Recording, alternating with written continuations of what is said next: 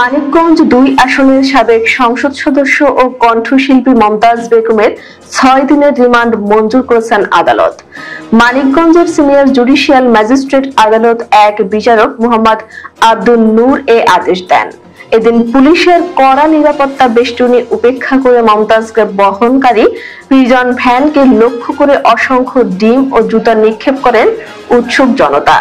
এর আগে বৃহস্পতিবার সকাল 8:30টায় গাজীপুর জেলার কাশিমপুর কেন্দ্রীয় কারাগার থেকে পুলিশের প্রিজন ভ্যান যোগে মমতাজ বেগমকে মানিকগঞ্জ চিফ জুডিশিয়াল ম্যাজিস্ট্রেট আদালতে আনা হয়।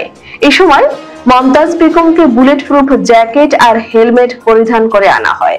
আদালতের অভ্যন্তরে মমতাজকে এজলাসে তোলার সময় বিএনপিপন্থী আইনজীবীদের সঙ্গে পুলিশের ধস্তাধস্তি হয়। এছাড়া আদালত চত্বরে বিএনপিপন্থী আইনজীবী ও দলীয় নেতাকর্মী মমতাজের ফাঁসি দাবি করে বিক্ষোভ করেন। বাদীপক্ষের আইনজীবী ছিলেন জেলা আইনজীবী সমিতির সাধারণ সম্পাদক আজাদ হোসেন খান। তবে মমতাজ বেগমের পক্ষে কোনো আইনজীবী ছিলেন না বলে মানিকগঞ্জ কোর্টের ওসি আবুল খায়ের নিশ্চিত করেছেন। মানিকগঞ্জ কোর্ট আদালত সূত্রে জানা যায়, 2013 সালে সিঙ্গাইর উপজেলার গোবিন্দল এলাকায় হরতালের সমর্থনে মিছিলে পুলিশের গুলিতে 4 জন নিহত হন। এই ঘটনায় মমতাজ বেগমকে প্রধান আসামি করে গত 25 অক্টোবর উপজেলার গোবিন্দল গ্রামের মোহাম্মদ মজদুমুল্লাহ বাদী হয়ে সিঙ্গাইর থানায় একটি হত্যা মামলা করেন।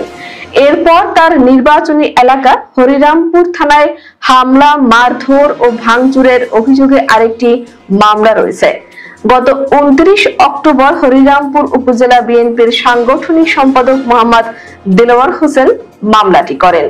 কোর্ট ইন্সপেক্টর আবুল খায়ের বলেন, বেলা 11:30টার দিকে সিনিয়র জুডিশিয়াল ম্যাজিস্ট্রেট আদালত 1 এর বিচারক মোহাম্মদ আব্দুল নূর ও সিনিয়র জুডিশিয়াল ম্যাজিস্ট্রেট আদালত 3 এর বিচারক আইভি আক্তারের আদালতে মমতাজ বেগমের শুনানি হওয়ার কথা রয়েছে। এর আগে ঢাকায় বেশ কিছু থানায় দায়ের করা হত্যা মামলায় মমতাজ বেগম 4 দিনের রিমান্ডে ছিলেন। রিমান্ড শেষে মমতাজ বেগমকে কাশিমপুর কারাগারে রাখা হয়েছিল। গত 13 মে রাজধানীর ধানমন্ডি থেকে গোয়েন্দা পুলিশের হাতে ধরা পড়ার পর জানা গেল, গত 9 মাস ধরে দেশেই আত্মগোপনে ছিলেন মমতাজ। এর মধ্যে টানা 3 মাস মানিকগঞ্জের সিঙ্গাইরে ভাইয়ের বাড়িতেই অবস্থান করছিলেন তিনি। এই 3 মাসে একদিনও তিনি ওই বাড়ির বাইরে বের হননি নিষিদ্ধ ফ্যাসিবাদী দলের এই সাবেক এমপি। মমতাজের আপন ভাই এবারত হোসেন গণমাধ্যমকে এ তথ্য জানিয়েছেন। একই তথ্য দিয়েছেন মমতাজের তৃতীয় স্বামী ডাক্তার এস.এম. মঈন হাসান। এবারত হোসেন জানান, মমতাজ আপা 5 আগস্টের পরের দিন থেকে টানা 3 মাস সিঙ্গাইরের চর দুর্গাপুরে আমার বাড়িতেই আত্মগোপন করেছিলেন।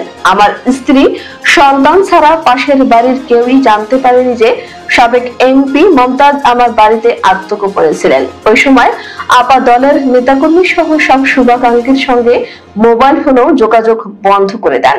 কেউ প্রয়োজন হলে আমার মাধ্যমে যোগাযোগ করতেন।